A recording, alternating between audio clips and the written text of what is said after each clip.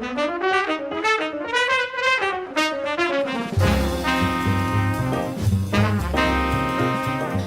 I'm Kristen.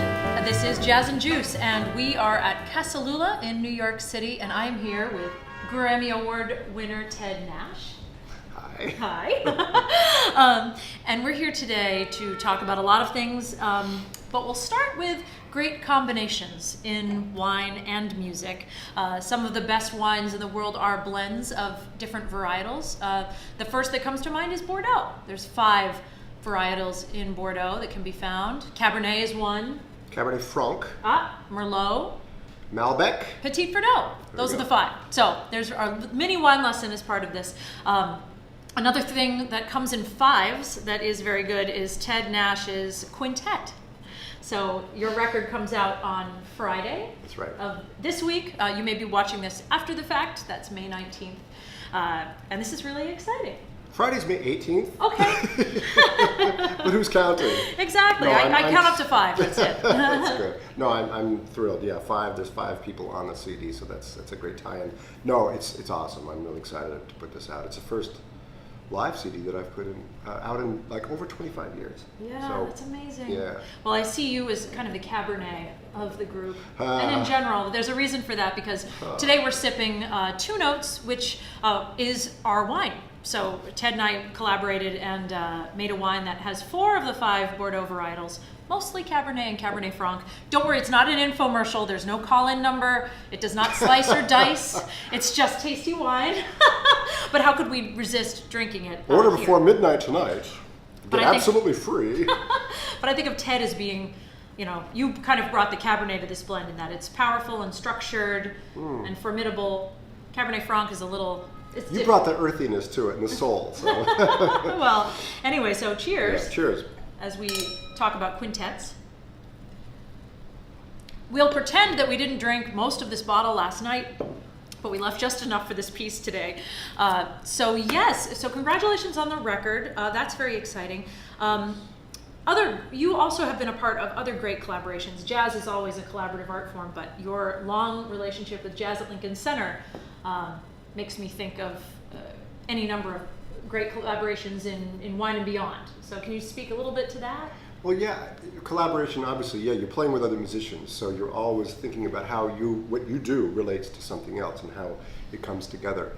I think especially when we're starting out, we're thinking about ourselves so much, about our voice and our, getting exposure and playing and having a lot of solos, and it's me.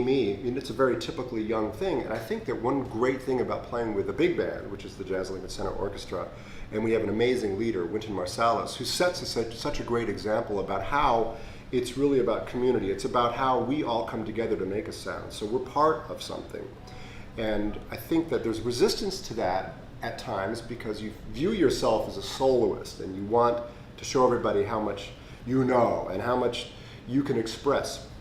But I think once you start to really embrace this format of being in a larger ensemble and understand your role a little bit better, then it becomes an artistic statement for you as an individual to be part of something that is a larger part. That's so interesting. I feel like as a singer in choruses and things like that, blending becomes very important. There's certain kinds of music where sameness is the virtue, right? Mm-hmm. But in jazz, it's not like that, where when you have a group that comes together, it's really the ultimate in both communication, collaboration, and also individuality. Mm-hmm. Right. And I feel like a good wine, music and wine you can say are like anything that's good in life, but certainly with this wine or another one, where you have the sense of the individual characteristics of each grape, but the sum is greater than the whole of its parts. Yeah, I think. I've had it. Well, we understand. No, but that is such an interesting point. I didn't even think about 5 and 5, but and not that 5 is necessarily a magic number, because 3 is often a magic number. But I think 2 is a magic number. Man, 1 is a magic number sometimes. But yeah, we have 5 members of the quintet, obviously, and we have 5 grapes in this. Well, there are 5 grapes in a Bordeaux. In this wine, we actually only have primarily 2 and a little bit of 2 others.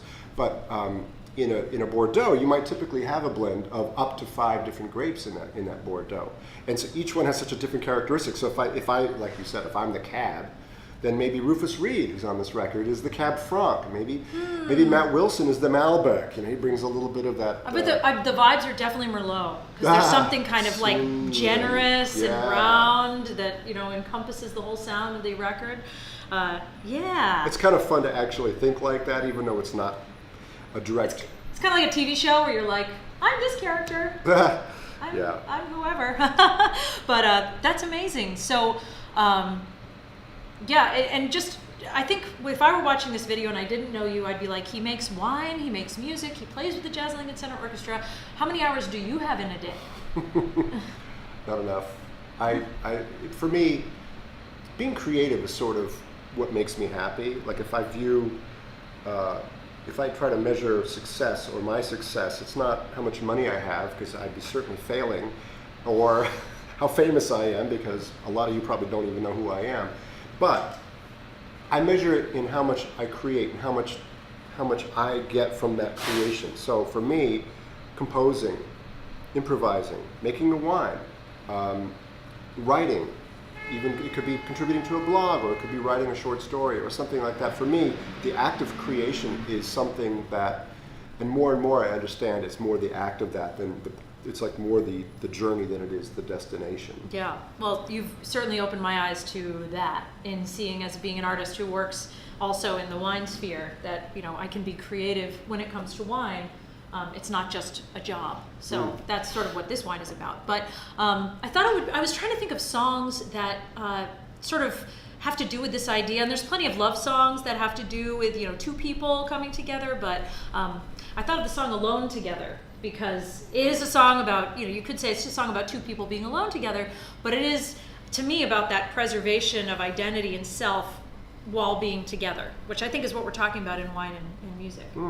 It's a great song. It's a song that I love, and it's actually one of the first songs that I ever recorded with Louis Bellson's quintet. Really? With Blue Mitchell, the late great Blue Mitchell, trumpet player, and it was on that record. And you know, I was young. I was 18, but that's a song. One of the first songs that I learned, so it's always been one of my favorites. Yeah. You want to play it? Yeah. Why not? I just happen to have I just happen to have myself here. Just a little bit, maybe it'd be fun. We'll play together? Yeah, sure. All right. I'll just give you a little something.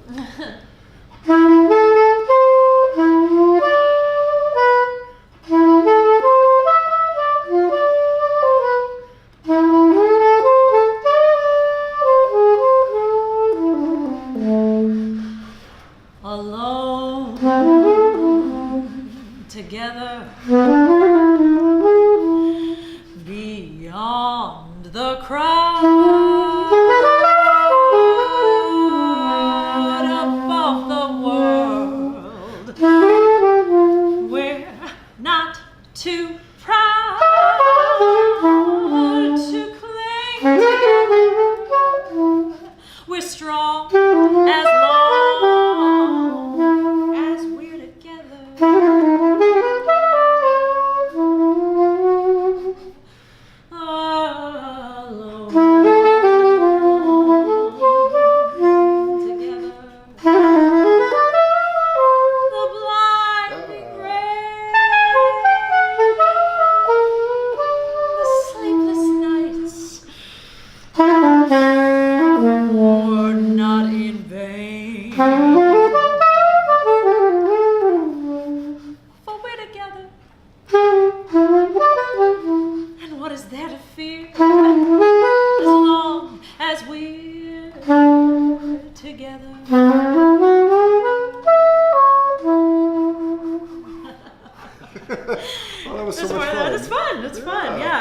So we got a little wine, we got a little song, we got a little, all of that going on. So thank you for stopping by. Oh, it's great. I so much appreciate what you're doing and your passion for both music and wine.